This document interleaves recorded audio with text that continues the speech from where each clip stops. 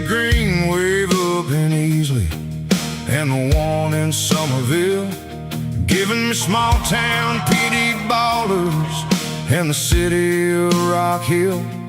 How about them rebels up in Duncan, Wade Hampton Generals down the road, Friday nights in Union County and the Warriors of Wando. Four-quarter Friday, Carolina small town. Friday,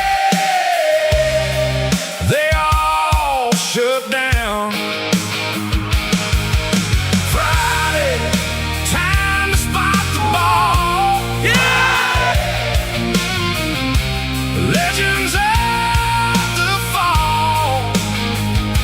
We're living for the glory of four-quarter Friday. Let's watch those North Augusta Jackets. Let's go Abbeville.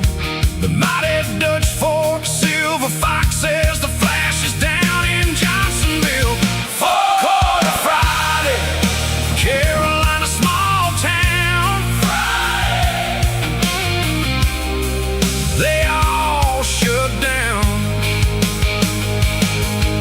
Friday, time to spot the ball. Friday, legends of the fall. We're living for the glory of a four-quarter Friday. Daddy took me once to Snyder Field, 'cause that's where he used to play. My mama cheered for Doug Shaw at the stadium with his name. When I was young, I caught a fire that is with me to this day. Four-quarter Friday, Carolina small town. They all shut down. Friday, time to spot the ball. Friday, legends of the fall. Yeah.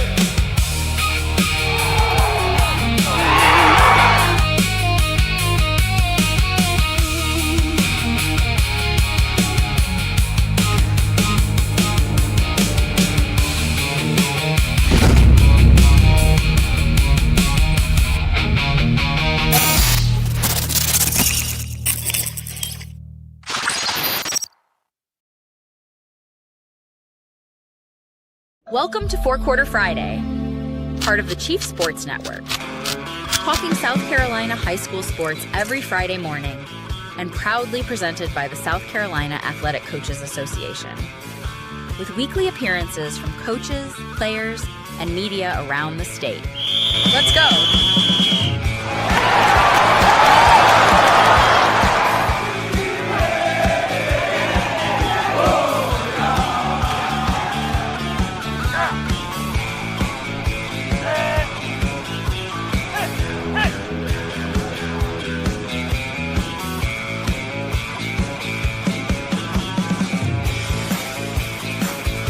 Time to kick off the first quarter. Happy Friday. Oh, happy Friday to you. It is a football Friday here on Four-Quarter Friday. Matt Smith, that is Rob Williams. Look at the HD Law Studios. Look how slick that is. Go back to that. Why were you on the USS Enterprise? That's my morning minute screen, Smitty. I love it. I love it. I can flip it back for you. I've got a dark version. I've got a dark version as well. You want the dark version? Oh, that's strong. Yeah. Oh, yeah, that's good. That's space age. We like that. Hey, we're cutting edge here at Four-Quarter Friday, fourquarterfriday.com. You find us here every Friday night from here on in. You're going to find us on a football field somewhere in the state of South Carolina. You'll find us on the Varsity Club message board at fourquarterfriday.com 7 days a week. Jamborees in full effect across the state tonight, except in Charleston. On what is projected to be the hottest day of the year, some of the jamborees have pushed their start times. Charleston County has gone ahead and made the decision to cancel its jamboree, but there's still plenty of football going on tonight. We're going to have eyes and ears everywhere. We'll tell you about that. You can find everything we find out tonight at fourquarterfriday.com. We're going to have live updates from the fields, from the jamborees across the state. We are currently running a special at fourquarterfriday.com. Here's the promotion. Membership for the whole year, $2.49 per month. You get Four Quarter Friday, On Three, Rivals, all of it. 75% off. That's just $29.99 for the year. That is the deal we're running. We've extended a little bit because we want to make sure we captured what's going on with the jamborees. You can see what a Friday night looks like for us here at Four Quarter Friday. All right, Rob, so tell us the latest. One of the things that you've been tasked with is you were trying to juggle this and keep up with all of the scheduling and who's, maybe canceling or maybe they're going to split fields. So tell us what you know so far about tonight's jamborees. Well, first of all, it is an incredible Friday, Smitty. It's good to be here. Jamboree Friday is here, which means we are just 1 week away from not week 0, but week 1 of the high school football season. We're excited about it. I know that our friends at the South Carolina Athletic Coaches Association are excited about it, and we want to make sure that we point all of our coaches in that direction. And also here in the HD Law Studios, Hewitt Amadeus Law, hdlawsc.com for all of your needs, personal injury, dog bite, fell down the stairs, whatever it is. And, maybe some teams are going to need to call Dean and Brad tonight, Smitty. Maybe they're going to need to get on because there might be personal injury in some of these, not to the players, but to the pride. We'll see who punches who in the mouth early tonight. It is early in the season. It's not even really the season yet, but we will have takeaways. We will have updates as we already do. fourquarterfriday.com. You can find the live news feed there that is going to get you updates on all of these jamborees, schedule changes, etc. Charleston County School District Committee, like you said, canceled tonight. The wet bulb is out to get everybody today. It is everybody's worst enemy with skyrocketing temperatures, lots of delays. So Lexington County decided to split into 2 days, or 2 locations. I'm sorry. So they will be at Pillion in addition to Lexington, so that they can play those games a little bit later. Do 2 games at each location, and a lot of bump backs on some of these scheduling times. I know Strom Thurmond bumped back a little bit. They're going to start at 7. The WRHI event in Football City, USA, that features all 3 of those teams in the Rock Hill area, South Point, Northwestern, and of course Rock Hill. That one's going to push back an hour now, beginning at 6:30. So there's a lot of stuff that's happening. I will say, McDonald's Kickoff Classics here in the Upstate, Chapman and Burns both hosting as of now, still on normal schedule, Smitty. All right, and you're going to be in Rock Hill. I am. I'm going to be at the CMB Kickoff Classic in Conway. We have got correspondents that are going to help us at some of the other locations. We know we're going to have Cole Bryson, the voice of the Burns Rebels, that will update us by what's happening there at the Burns Jamboree. And we'll get to all of those schedules before today's program is up. But here's what we want to do. We want to bring you some of what we have been in front of recently. And I was earlier this week in front of 10 coaches from the Horry County area because the CMB Kickoff Classic, I love that they do this. At Coastal Carolina, they held a media day. And so we got to see the coaches, Jody Generette, who's taken the job again at Conway, behind the podium, zinging everybody, roasting all the other coaches in the area. We saw Perry Wilbright, North Myrtle Beach. We're going to hear from him. We talked to Ben Hampton. He was there at the podium from Socastee High School. And I know Socastee has been down, but they have been hit by the injury bug, cluster injuries in recent seasons. And he's a little bit, I'm going to say quietly confident, because he's kind of saying the same things he always says, but he is really excited about a few key players that we can touch on, including his sophomore running back Elijah Owens, who burst on the scene last year as a freshman and finished the year with a string of 100-yard games, leading Sacristy into the playoffs. Ainer head coach Jason Allen, he said they're going back, not forward in football, but backward and further back to go to the single wing again. So don't expect a lot of passing there. But where you can expect a lot of passing, where balls will be in the air, is at Myrtle Beach. The Seahawks always attack from above with Mickey Wilson. Before we hear from Coach Wilson, who played, by the way, in the very first CMB Kickoff Classic Jamboree in 1990. He was a quarterback there for Conway at the very first one. What are you have any overall thoughts about, Rob, any of these teams, any of those ones that jump out to you, Loris and Greg Mance? So they've got a young team because they lost so many starters. Anything you're hearing intel-wise from the Grand Strand and the PD? Yeah, I think that there's a couple of interesting storylines. I know we have a couple of clips here from Mickey Wilson, one on the event. You mentioned he played in the CMB Classic back in the day, and also one about his offense, specifically the offensive line up front, which we'll get a chance to hear about. Excited, it's interesting from a coaching standpoint. You've got guys like Mickey Wilson that have been around for a really long time. You got some guys that are back, like Jody Jenneret, like Perry Woolbright. And then you obviously have some younger coaches. You work your way kind of around that PD Grand Strand area. How about Scott Braswell over at South Florence, right? Like that's going to be a big story this year as in the Rivals Composite rankings. The Bruins come in really, really high in the first preseason poll there. So a lot of expectation, even though Drew Marlowe is gone. I think there's still a lot of talent on that roster. You're breaking in a new quarterback. That will be the question. Also, Smitty, you mentioned Loris. I think when we look across classifications, you're going to see some more powerhouse stuff happening in the PD Grand Strand. This seems to be one of those years where some of the lower classifications are going to have really, really strong teams in the PD Grand Strand. Maybe up in the 4A, 5A region, the concentration of highly ranked teams is not there. But then as you make your way down, Class A, 2A, even some in 3A, you're going to get a little bit more. So it's interesting, that region or that area of the state compared to other areas. Some places are stronger in 5A and really, really weak when you get down to the 1A and vice versa. And let me say this because I know how good. Look, we won't sugarcoat how good Dutch Fork has been, how good Northwestern has been, and the football is in the Rock Hill area. Also, Spartanburg County, Greenville County. Greenville County's been coming up recently. We'll hear from Brian Lane, Westside head coach, before today's show is over.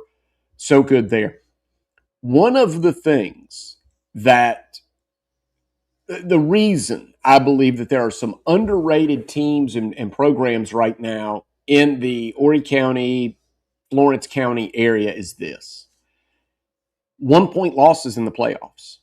If Carolina Forest, knocks out Somerville instead of dropping 2 one-score games, but instead wins those games, then we're leading almost every show with a team like that. We're like, oh, watch it. That would make them like Irmo.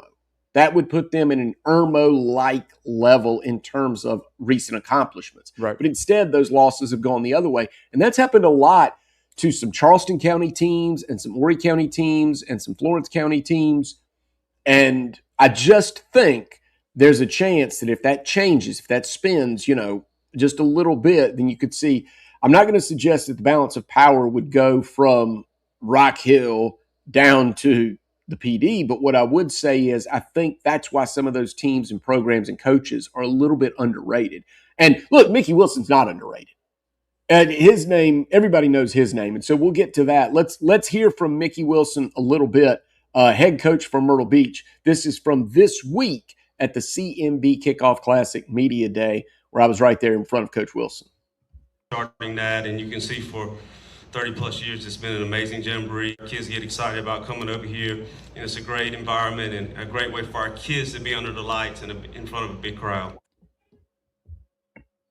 So first of all, Smitty, I wanted to comment there because you mentioned that he played in it. One of the things that we want to focus on, and then I'm going to play the clip from his offense, But environment, I think, is what sets South Carolina football apart. And I thought it was important to grab that moment from Coach Wilson, a coach who's been around the game since the turn of the century in this state, to describe what it's like on Jamboree night. If you're not planning to get out there tonight, look, go to fourquarterfriday.com.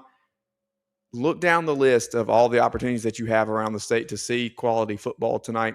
Smitty always says for $10 you can see a star that's going to be a big name in the college game or even in the NFL week in and week out. We have prices as we've been informed on some of these as well. Some of it's cheaper than $10 tonight, Smitty, because it's a Jamboree. You might get in for $5 tonight.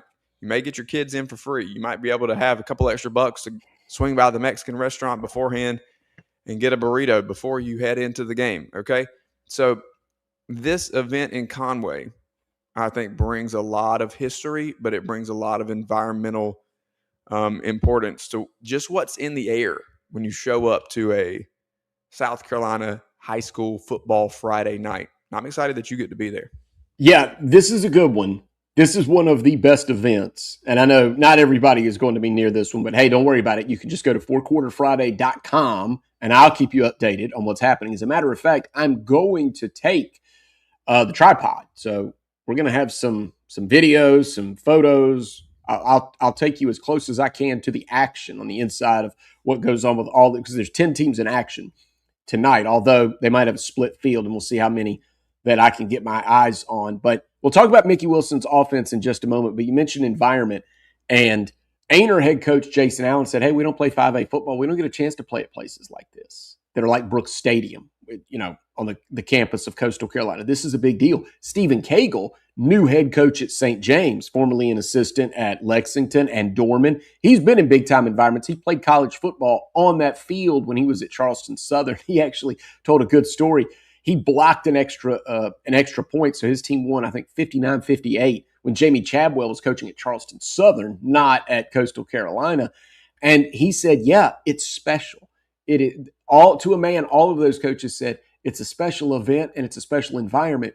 And I want to expose the kids to this early. That way they won't be intimidated the next time. And if you think about it, that's really good to throw these kids into the fire. And if you're not one of the teams that plays 5A football, like look, Waccamaw, Amandre Johnson and his Waccamaw team are going to be in one of the biggest environments in terms of the lights will be brightest because he plays a 2A classification this year. This is it. This is the biggest stage in terms of, just size of the stadium. So his kids will see that. And from now on, they won't be intimidated, except when they go to Dillon, which everybody's intimidated when they go to Dillon. All right. So let's hear Mickey Wilson, head coach, Myrtle Beach High School, coming off an 8-4 season, talking about his offense. And we'll hear from what he has to say. And then I'll add a little bit more because J.J. Jones is a guy you have to see. Here's Coach Wilson on that Seahawks offense.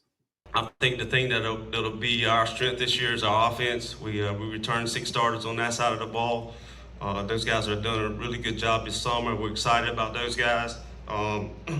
Just real quick, so guys are done. Offensive line wise, we got Zach Contos, Caleb Crosby, and DP Jordan coming back on our offensive line. Those guys have played a lot of football for us. 3 out of the 5 starters coming back there.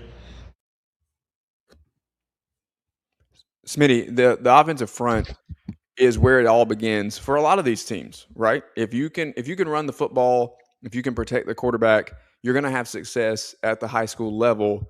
I know that you want to add in about J.J. Jones. You also, Myrtle Beach working in a new quarterback this year. I don't know if you want to speak on that a little bit as well. But if a team, a lot of times at the college level when we're evaluating or people are making predictions and projections for the year, you're going to look at the quarterback position. Do they have a returning starter? What does the defense look like? But when I'm looking at high school teams, Smitty, I want to know, what do they return in the trenches on both sides? Clearly, Myrtle Beach returned 6 starters, and 3 of those are up front. That's going to be big for them. Yeah, well, there's no question that early in the season, especially, very early in the season, that's going to be pivotal for those teams that have returning starters experience in the trenches, because then before everything gets clicking in the passing game. And it's never going to be clicking in the passing game the way you want it to in August. That's just not the way football works. You need time. Those quarterbacks and receivers need time together. And that new quarterback is Camden DeBrill. And, of course, Mickey Wilson has a quarterback. Of course he does. And he's excited about him, and he's got all the tools. And so I'm excited to see him take the field. But the guy he's throwing to, J.J. Jones, number one high jumper in the nation, as a sophomore, won the dunk contest at the Beach Ball Classic. Mickey Wilson said the guy's worth the price of admission. And he's seen them all. He has seen them all. He has coached against them. He's coached with those guys on his team. And he is more excited about the level of playmaker that he has in J.J. Jones than I've heard Mickey Wilson in a long, long time. Now, that doesn't mean, again, production is different. But, I mean, what are we saying? J.J. Jones was productive last year. There are plenty of games you could pick up the paper, the Sun News, and say 8 catches, 149 yards, a touchdown for J.J. Jones. But he's just really excited about them. So what we'll watch for with Myrtle Beach is that combination, DeBrill to Jones, which I think we're going to hear a lot about throughout the season. Is Myrtle Beach going to elevate itself? 8-4 last year, which was really, really good, but not state title contender. And it's a work in progress defensively. So how long can Myrtle Beach kind of get away with that inexperience on defense before they start to get chewed up in that region schedule? So those are some things to watch for. By the way, incidentally, Hal McManus is the AD now at Myrtle Beach High School.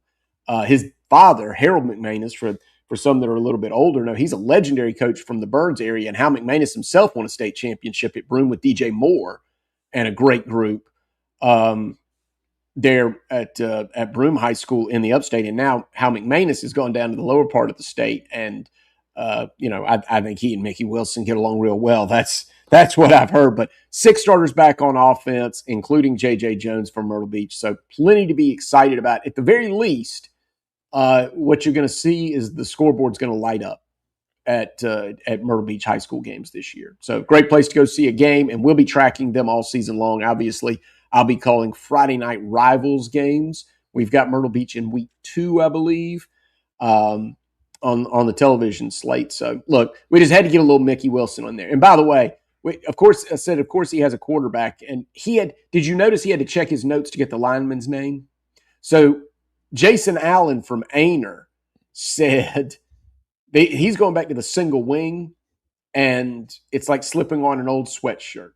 And he loves his offensive line, and he said, I'd rather have a lineman than a quarterback any day. And Jody Jenneret agreed, former Ainer head coach, Conway head coach, old lineman, agreed. Mickey Wilson takes the podium and said, great day in the morning. What is wrong with you guys? Taking a lineman over a quarterback.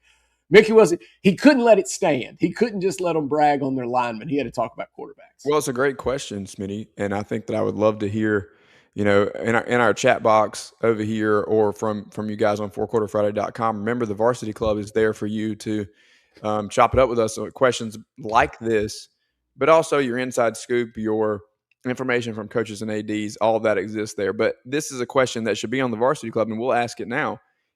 What would you rather have? Those of you watching, listening, a quality at the high school level, quality offensive lineman, or a quarterback? Which one is it for you? Do you want to just put an athlete back there behind a good line and roll? Or you want a quarterback who can maybe put the team on his back even if he's in trouble a little bit? That is the question.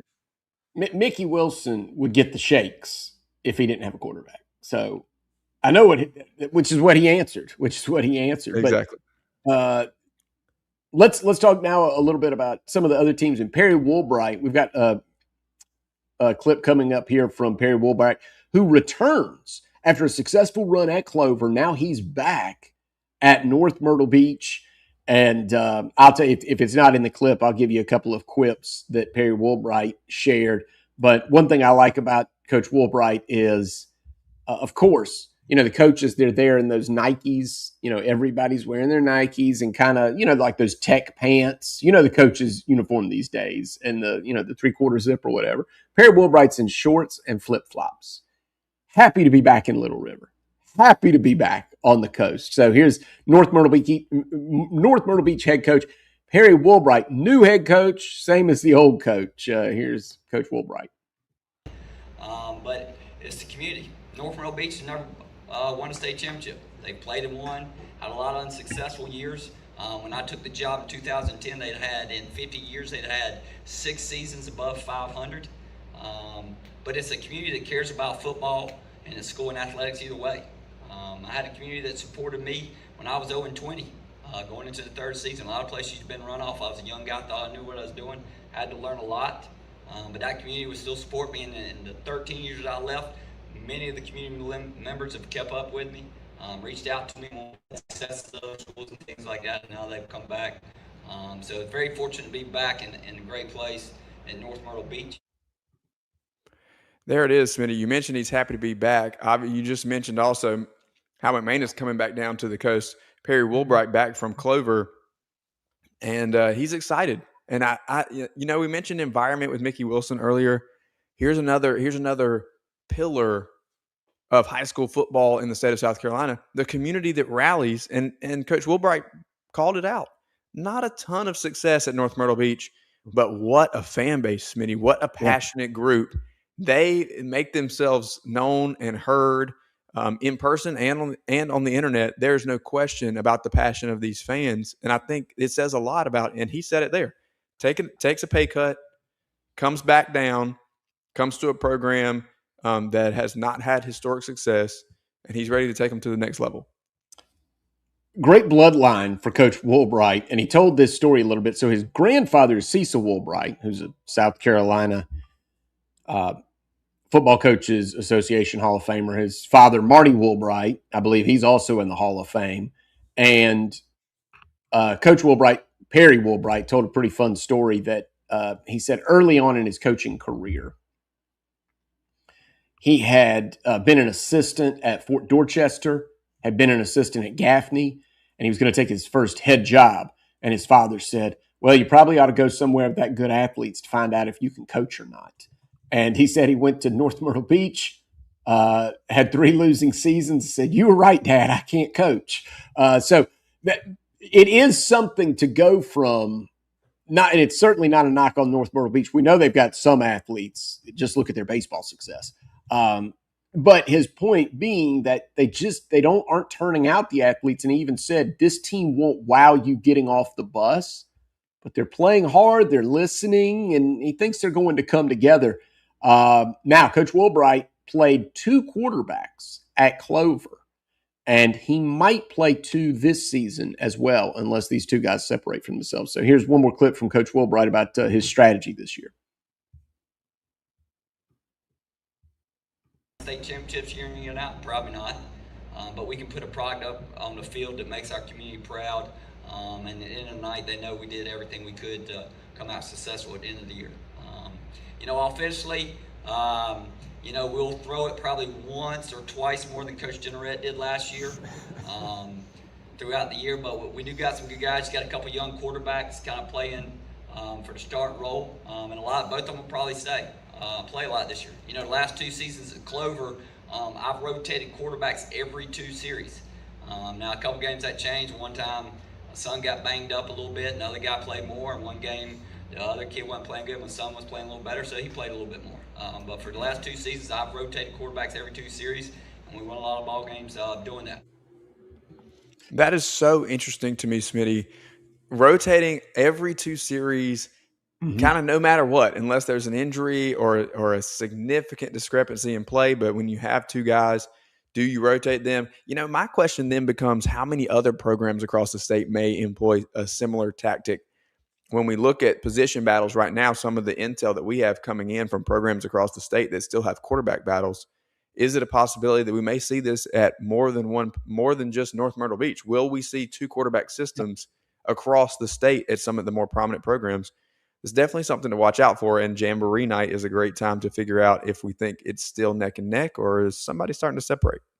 Well, that's right. We'll put you on the spot, ask you about Burns, because they had a 4-way quarterback battle as of about 2 weeks ago, according to Coach Reggie Shaw.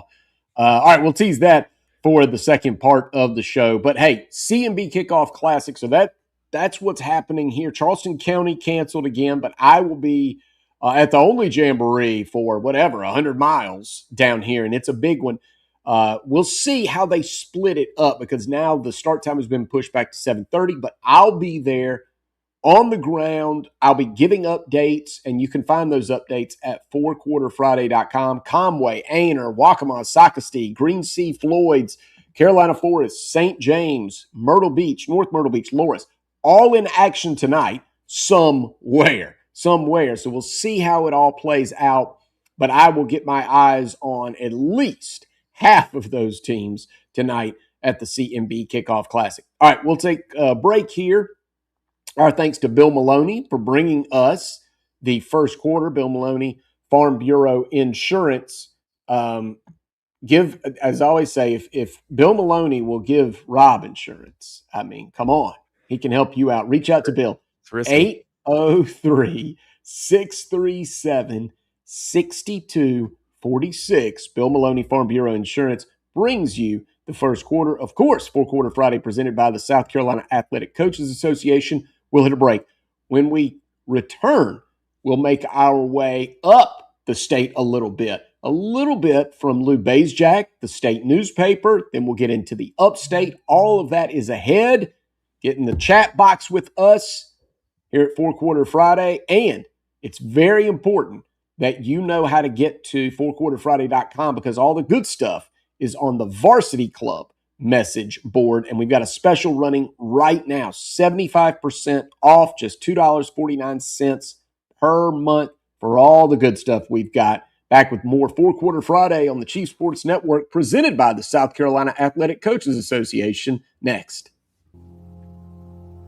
Check the statewide high school scoreboard every Friday night on the Chief Sports app.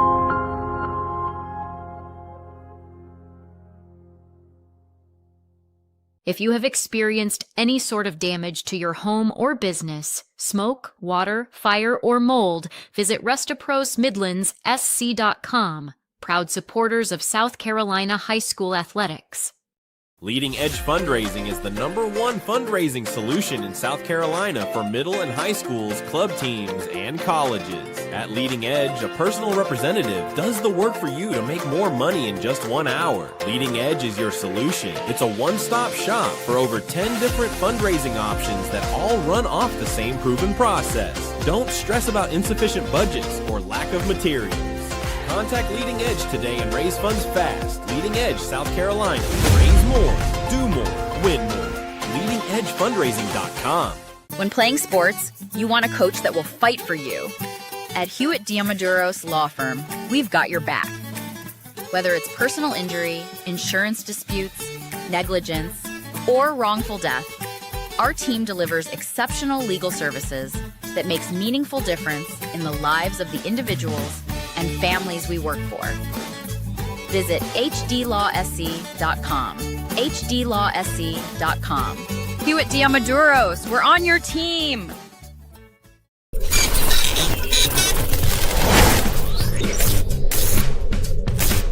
Palm Casual Outdoor Patio Furniture proudly supports high school athletics across South Carolina. If it's time to make your outdoor space the best it can be, with lifetime warranties and guarantees, visit one of our Palm Casual stores in Myrtle Beach, Bluffton, Somerville, or Mount Pleasant. PalmCasual.com. PalmCasual.com. Turn on the lights. It's Friday night.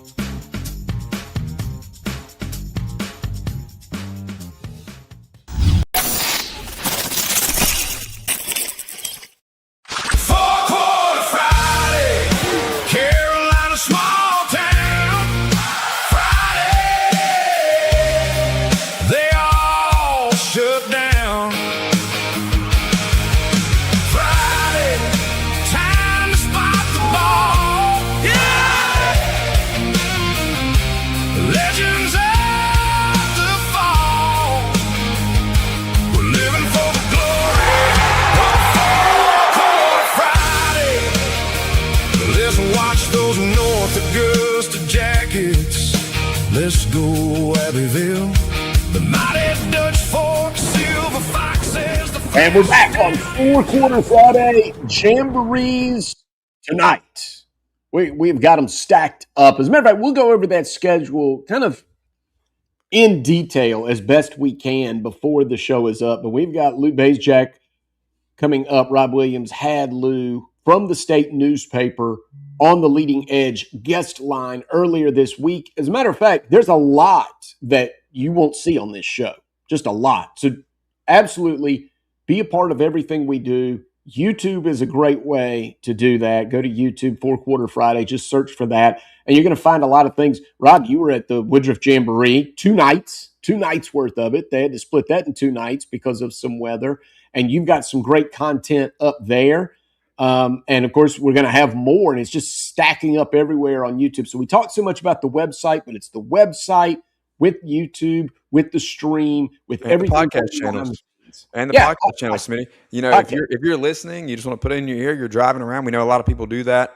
And I see Roger over there in the chat box mentioning Woodruff as you did, Smitty. Yeah, a couple of nights of weather definitely derailed that.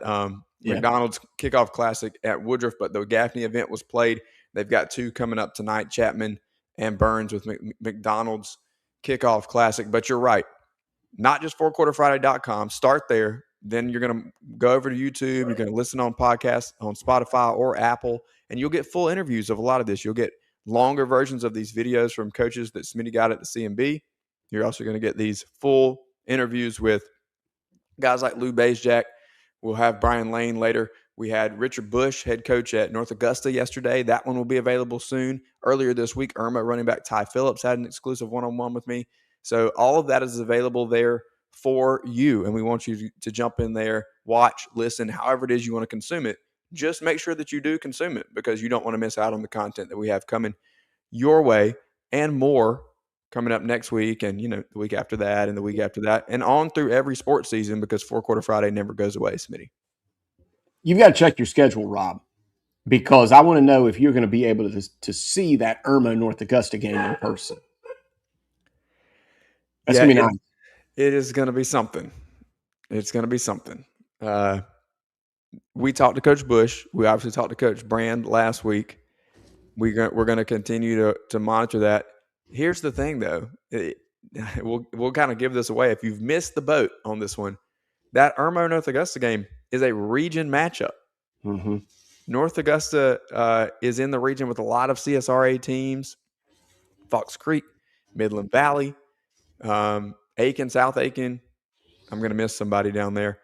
But then did you say Fox Creek? Fox Creek. I've got it in front of me. Aiken, Fox Creek, Irmo, Midland Valley, South Aiken, and North Augusta. Oh, so I got them all. So you throw Irmo in there, and it's the only school that does not fit in that window and geographically.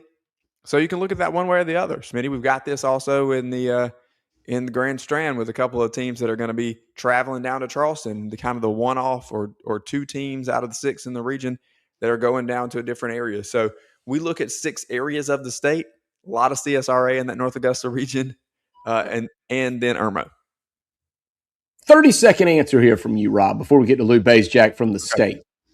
Again, on the Leading Edge guest line. So Dutch Fork is not really going to see much action early in the season. They're not even going to kick off until August 28th. And I think at last check, they're not participating in a jamboree. Is that okay? That is correct. Charleston County has had their jamboree canceled. I was going to say advantage, disadvantage. It has to be a disadvantage, right? Not to play live football. I mean, you're going to have scrimmages. They'll go and they'll travel and play scrimmages. But I think that, you always see at the beginning of the year, the false starts and receiver not on the same page with the quarterback. A lot of those things happen, and you get those kinks out in jamborees and in week 1. And Dutch Fork is not playing for 2 weeks. I think the only quote unquote concern that you would have if you were Dutch Fork is how do you gel with the new guys? However, transfers, right? Major transfers in major spots. On the defensive side, your major transfers are like Peyton Bishop kind of stands out at the edge position. You don't have to gel a lot to put your hand in the dirt and go get the quarterback. On the other side of the ball, the Miller brothers, Malik and Corey Miller coming over from Irmo, are the kind of standout transfers from a skill position standpoint. And I will say that contacts I've talked to about Dutch Fork have told me they're going to throw the football. I think they have found success with this wide receiver core. Anderson Bean is back for the Silver Foxes. They add the Miller brothers. They've got a couple of good running backs, but it looks like this team is going to be on Jackson Knott's arm offensively. And they've been taking some deep shots. So that tells me maybe Smitty, they feel like they're already in a good spot and they've got all the kinks worked out because they've had a lot of success offensively. And their last scrimmage started off with 2 pick sixes to give them a 14-0 lead before the offense really got a chance to get going. That's Dutch Fork. Yeah, that's Dutch Fork for you. So they ought to be fine, but maybe those Charleston County schools, there could be a few situations. No, that's true. Because they're going to be playing live football. Games count next week, 8 days away, next week, or 7 days, August 21st. A lot of those Charleston County schools will then be in action. They did not get this jamboree because of some weather concerns. All right, Rob, let's go to the leading edge guest line. Tell us about Lou Bezjak a little bit from the state. Lou's always sharp. Lou's always good. We love having him on. We love picking his brain a little bit. And I always kind of, it's my fault. I shoehorn Lou into the Midlands, but that's not true at all. He works for the state newspaper. He covers the state. He lives in Columbia. He covers the state. So he's able to, throw a wide net over these teams here and give us intel on a lot of different clubs and programs across the state. Yeah, a couple of things that were discussed with Lou, and again, you can find the full interview on our YouTube channel or at our podcast channels. But a couple of things here. Number one is you mentioned Dutch Fork. I brought up Dutch Fork and Northwestern. Who else is a challenger across the state? This was Lou's answer. Forward to see both of those, South Florence and Sumter, how they do. Obviously, Drew Marlowe, his record speaks for himself, and see what he does now going back to Sumter, place he knows pretty well. Scott Braswell, they scrimmaged the other night against Camden and Irmo, and him finally getting that first head coaching job.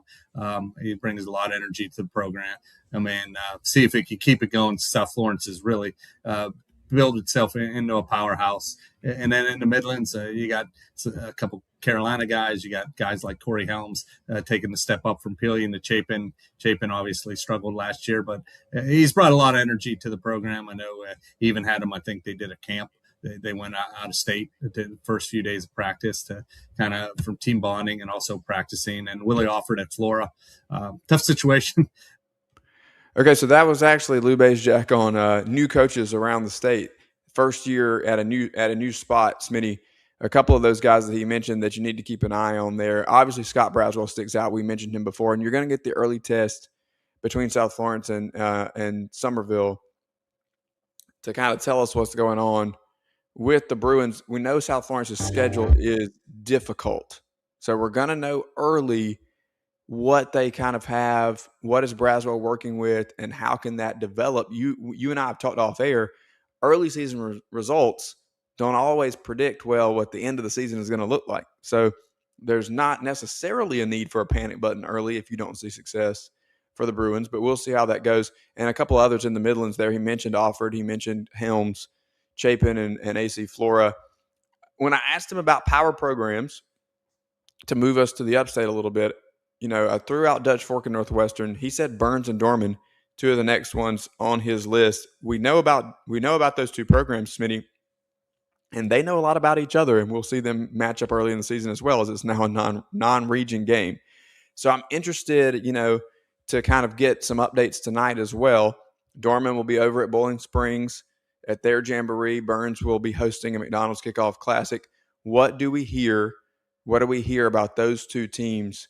Because I think that there's a lot of talent on both teams, and then there's a couple of questions that we need to get answered. But Dorman, for me, Smitty, is flying a little bit strangely under the radar, and I think that's a big mistake. Oh, they're loaded in talent, and I spoke to Jake Morris about that. All right, so Dorman has the same problem that Sumter has, the schedule. How do you get through the schedule? And you have a piece up, fourquarterfriday.com, about the toughest schedules. But let me go back to Sumter for a moment. Lou Bezjak mentioned Drew Marlowe going back to Sumter. And look, I'm all for buying the Sumter stock. I love Franklin Richardson, the quarterback. I love the talent at Sumter. I love I think he's taking over at a good time. I feel like a lot is going to mesh. But let me read. You tell me when Sumter starts playing pushovers, okay? Because they open with Somerville. Then the Gamecocks get White Knoll. They've got West Florence in there, Crestwood, Dutch Fork, Dorman, Blythewood, Gray Collegiate, at Ridgeview. Start telling me when the cupcakes start for Sumter, or is it going to be a war every Friday? Yeah, they don't have one, Smitty. It doesn't exist. I'll see your Sumter, and Okay. I'll raise you a Dorman as Yeah, well. give me the. Yeah, it's a good piece. It's a good piece you have. Everybody should go read. But yeah, listen to this murderer's row that Dorman has assembled here. Starts with Hillcrest, which, by the way, is going to be one to watch. Mm-hmm. If you're not tuned Underrated. in, don't sleep on Hillcrest. Then Burns. They got to go to Gaffney. They'll host Irmo. Oh, by the way, here we are talking about it, and then they have to go to Sumter. So, Gaffney, Irmo, Burns, Sumter, Hillcrest. Not an easy road for. An easy road for them. No, that's non-region. That's just it's non. That's before the Region 2 5A begins. That's correct. So you'll be on crutches limping into the region schedule. And so what will be so difficult, and this is what could happen. Here's what I believe could happen this year, because you mentioned earlier, meshing and how quickly teams will come together. And we talked about this earlier in the year. I think we have a piece up on this. Do not sleep on teams if they're like 1-4. But what could happen is one of these teams that we believe to be really, really, really good, a state championship contender, could be North Augusta, could be Irmo, could be Northwestern, could be Dorman, could be Sumter. One of these clubs we think is really good is going to have to win road playoff games. They're going to be in a tough spot because they will have finished second or third in their region. They're going to be on the road, tough environment in November. That's what's going to be so fun. So what we could have is we could have, like, power rating wise, some teams that we think are actually the favorite, but they're going into somebody else's stadium in November in the playoffs. Absolutely, because they're going to take one on the chin early, and it just is what it is. Smitty, we've talked a lot about the 4A, 5A classifications. I also asked Lou what he's hearing about Bamberg defending their Class A title. Here's what he had to say there. Bamberg, you mentioned them, the defending Class A champions. What did you see out of Bamberg, if anything, that kind of talks about their title defense in 2026? I think they got 18 starters back. Their quarterback's dynamic. He plays on offense and defense. He's really fun to watch. Throw a couple nice deep balls. I think they're going to be a factor. So look, Smitty, they're obviously going to be a factor. I think Lou's putting it mildly when he says 18. They're going to be, yeah. Have you heard that? I was just 18. at the press conference. Loris has 4 starters from a team I think that won 11 games last year. Bamberg Earhart brings back 18. That's it. And the other team in Class A that gets a ton of attention right now is Fairfield Central, obviously led by Taquarius Shannon, a dynamic athlete at the wide receiver position. The Griffins are going to be a factor in that Class A discussion. But there's so many teams, Smitty, and Lou and I talked about this too. We're gonna get some type of divisional split with Class A. We just don't know exactly what that's going to look like yet. Johnsonville's another one. I saw our man Lance in the chat box earlier. Johnsonville is going to be a player in that Class A discussion, but I can probably give you five teams that I think are going to really factor into that we know right now have got a lot of talent and that they are right on the edge. But 18 returning starters for the defending state champion is tough to beat in a preseason discussion, Smitty. Doesn't Strom Thurmond have a lot of players coming back? They do. That's 2A. But, yeah, they're going to be tough too in 2A. And a transfer quarterback. Correct. And we have pieces that came out this week. The Rivals composite rankings, preseason Class A, 2A, 3A are already out, I know. In that 2A classification, Strom Thurmond is number one, preseason number one. They've got players back. They've got a strong, strong culture in the Peach Fields. Andrew Webb has done a great job of building something that is unique, but it's also, it feels a little throwback over there in Johnston, Edgefield County. Yeah. And the transfer quarterback is very familiar. That'd be A.J. Hillary. And that Hillary From name North Augusta. Correct. But that Hillary name carries a lot of weight in Edgefield. His dad, Antoine Hillary, was the coach and on the staff for quite some time at Strom Thurmond. So definitely something to watch with the Rebels. All right. We got to take a break. When we come back, we're going to have Brian Lane join us more in the Leading Edge guest line.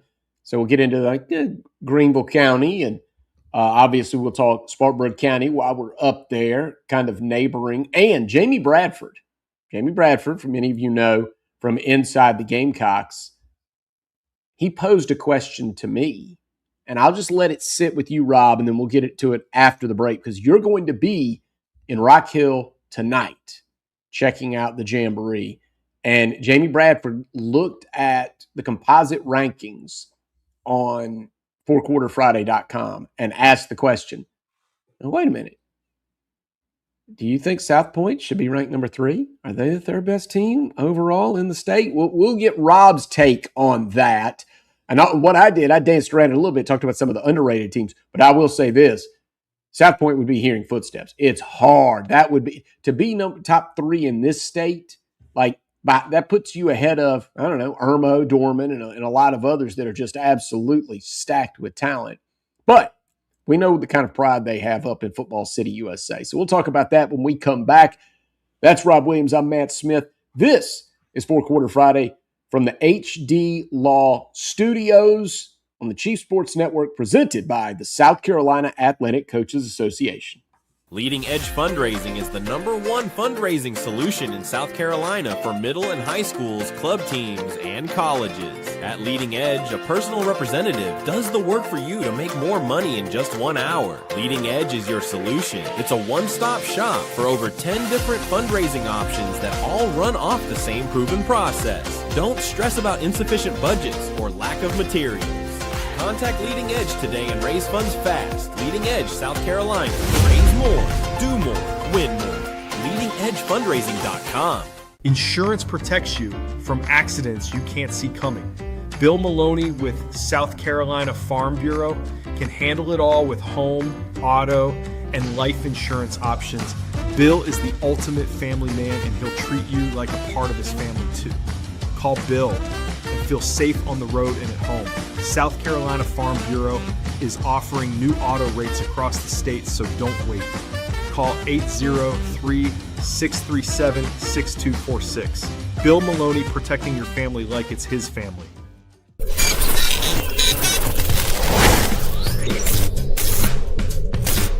Palm Casual Outdoor Patio Furniture proudly supports high school athletics across South Carolina. If it's time to make your outdoor space the best it can be, with lifetime warranties and guarantees, visit one of our Palm Casual stores in Myrtle Beach, Bluffton, Somerville, or Mount Pleasant. PalmCasual.com. PalmCasual.com. Turn on the lights. It's Friday night.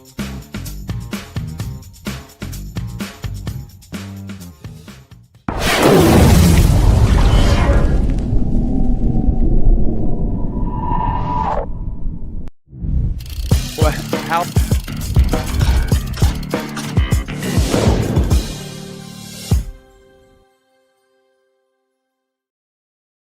hasn't been actually on the field for you guys. You know, I've obviously talked to you in the spring and the summer. Now here we are. A little bit of weather last time I saw you out at Woodruff. So talk to me about how you've seen this team progressing in the preseason. Well, last year we had a team that was full of, ninth graders. Had a bunch of ninth graders playing, and started out, with that bump in the road those first 4 games, and then we kind of went on a 9-game winning streak. So those guys grew up, and just been seeing the continual growth. Just this summer, we worked hard in the weight room, and have had the most participation I've had since I've been there at Westside in the weight room, and just excited. I think they feel the excitement of what this team could be, and you got to put in the work because everybody's working, so you just want to work a little bit harder. So that's why I feel good about what they've been doing this summer. You mentioned Hannah. Obviously, they're right down the road, but when you look at the region, in addition to Hannah, a couple of changes. Obviously, Greenwood coming down. You've had some other teams come down into 4A just in general. Gaffney and Irmo kind of stand out. Talk to me about not just your region, but also the 4A classification this year and kind of how you feel like you guys fit into that group. Oh man, I think the foreign classification is going to be one of the toughest in the state. And there's several teams. I don't want to sit here and name teams because I mean it's several teams that are in the up part of the state that are definitely going to be tough. And then we get to the lower part of the state, and I feel like there's teams in our region that's going to be tough. You named a couple of them right there, and then Fountain Inn's going to be good, and then you got Lawrence. Coach is going to get Lawrence going over there. So and then Easley. I mean, they're new to our region, so it's going to be a pretty tough region, and look forward to seeing how we can do, and hopefully we can take care of region and get into the playoffs. That's one of our goals. It's everybody's goal at this time of the year to win that first game, to win region, make playoffs, and then see where it goes from there. But yeah, really, really, really, really good teams in 4A this year.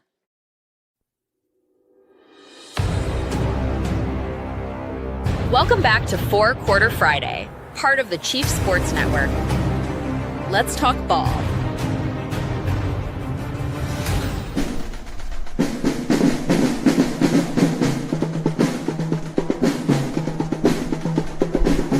Well, Coach Brian Lane is right. 4A is stacked up. And we've talked about that quite a bit. Gaffney is now a 4A team. So you've got Gaffney and Irmo and North Augusta and Westside, who is really strong in 4A. As a matter of fact, that's a team that went undefeated in region play last year, and they're ranked 28th in our composite rankings heading into the season.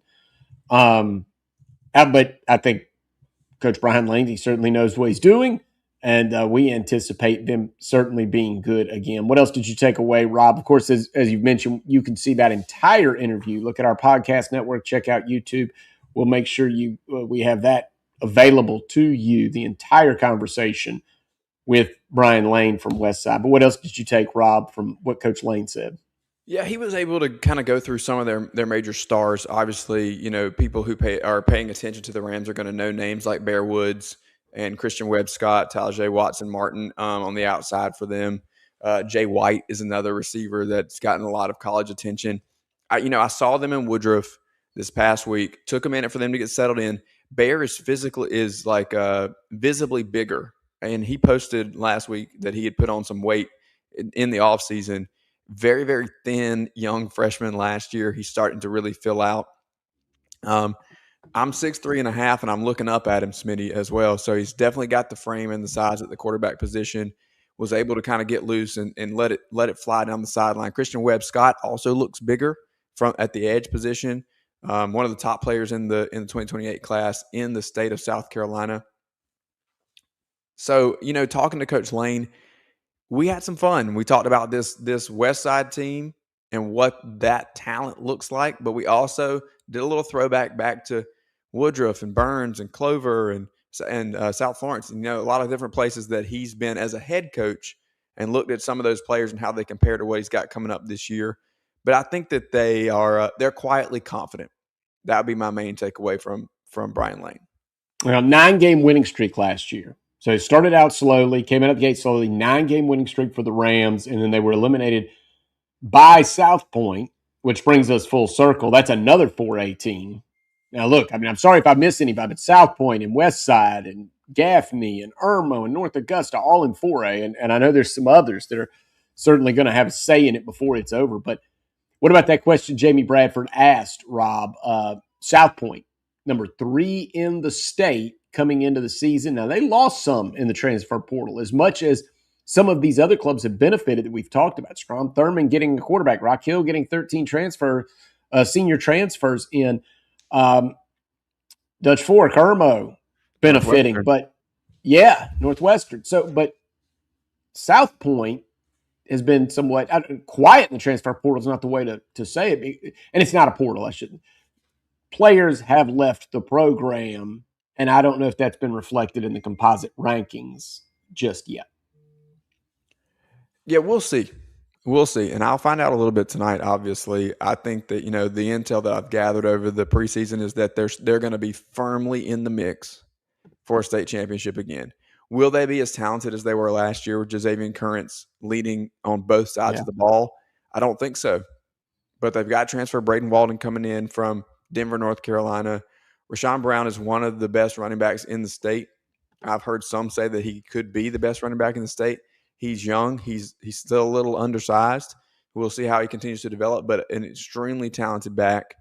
And you kind of know what you get on the defense. Obviously, Seth Tillman leads the charge over there.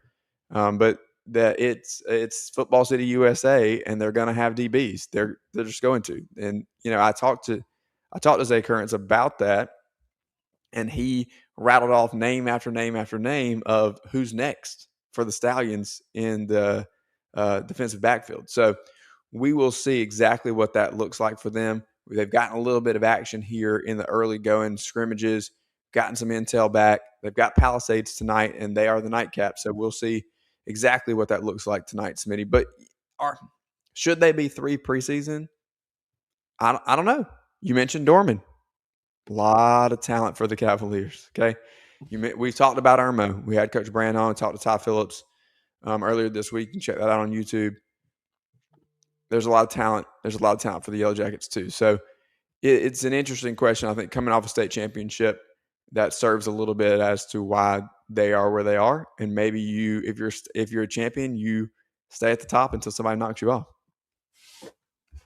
Well, I'll say this. No one from the state of South Carolina, including Northwestern, beat South Point last year.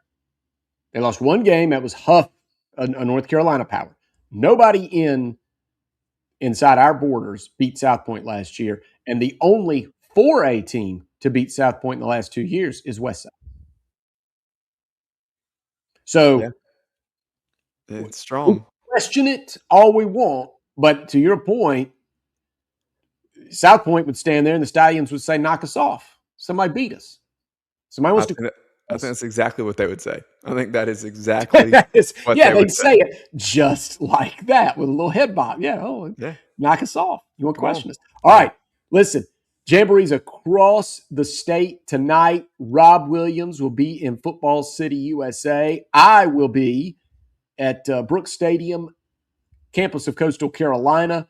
That could be a split field situation, but we'll have updates throughout the night. fourquarterfriday.com. We're going to have Cole Bryson, voice of the Burns Rebels, giving us updates from the Burns Jamboree, and we're working on more. I think we'll have more correspondence out there, bringing it to the Varsity Club message board and our live blog. So, Rob, final thoughts before we turn it over to Jamie Bradford and Inside the Gamecocks.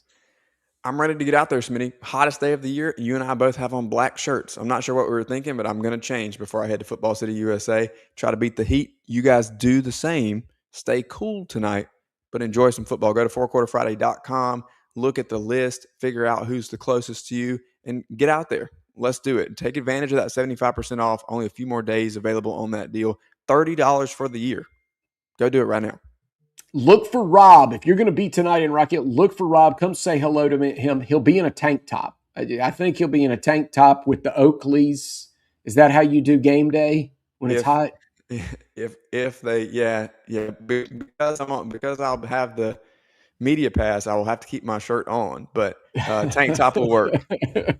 All right. He'll be repping us there at Rock Hill. Hey, thanks to everybody that is making this fun to do. Everybody in the chat, everybody jumping on the message board, the Varsity Club at fourquarterfriday.com. Hey, look throughout the day. We're going to have updates. We're going to have more content coming to the website today and then throughout the night. And maybe you even sleep through it. If you sleep through it, that's okay. It's going to be there for you in print. What you need to do is get over to fourquarterfriday.com. Our thanks to everybody that supports the program. Bill Maloney, Farm Bureau Insurance, the Leading Edge guest line, Leading Edge Fundraising, Hewitt Diamandouros for providing the studios, especially the Space Age one that Rob does the Morning Minute from, And thank you, of course, to the South Carolina Athletic Coaches Association. That's it for us. Inside the Gamecocks is next on the Chief Sports Network.